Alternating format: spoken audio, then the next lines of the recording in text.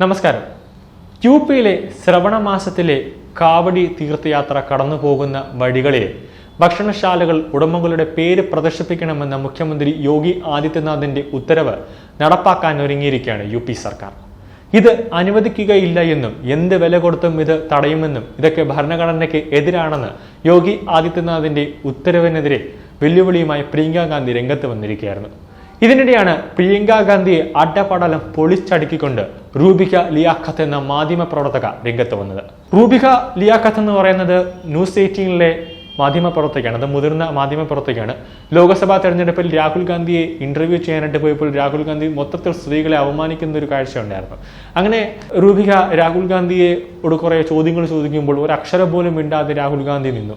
അവസാനം റൂബിക പറഞ്ഞൊരു കാര്യമുണ്ട്, നരേന്ദ്രമോദിയോട് എന്ത് കാര്യങ്ങൾ ചോദിച്ചാലും നരേന്ദ്രമോദി അതിനുള്ള വ്യക്തമായ മറുപടി തരുമായിരുന്നു, പക്ഷെ താങ്കൾ ഇതിൽ നിന്നെല്ലാം ഒളിച്ചു മാറുന്നുവെന്ന്.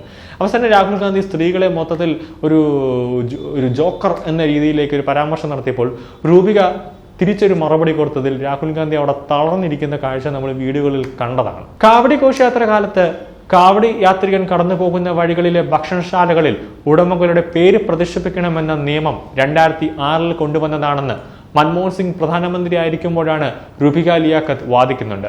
ഇതോടെ പ്രിയങ്ക ഗാന്ധിക്ക് ഉത്തരം മുട്ടിയിരിക്കുകയാണ്.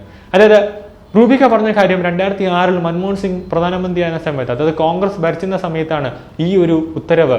യു പിയിൽ കാവടി ഘോഷയാത്ര നടക്കുന്ന സമയത്ത് റെസ്റ്റോറന്റുകളിൽ ഉടമസ്ഥന്റെ പേരുകൾ സ്ഥാപിക്കണമെന്നുള്ള ഉത്തരവ് മൻമോഹൻ സിംഗ് സർക്കാരാണ് പുറത്തു കൊണ്ടുവന്നതെന്ന് റൂബിക ലിയാഖത്ത് പറയുന്നുണ്ട്. കട ഉടമയുടെ പേര് പ്രദർശിപ്പിക്കണമെന്ന ഉത്തരവ് 2006 നടപ്പാക്കിയത് മൻമോഹൻ സിംഗ് സർക്കാരിന്റെ കാലത്താണ്.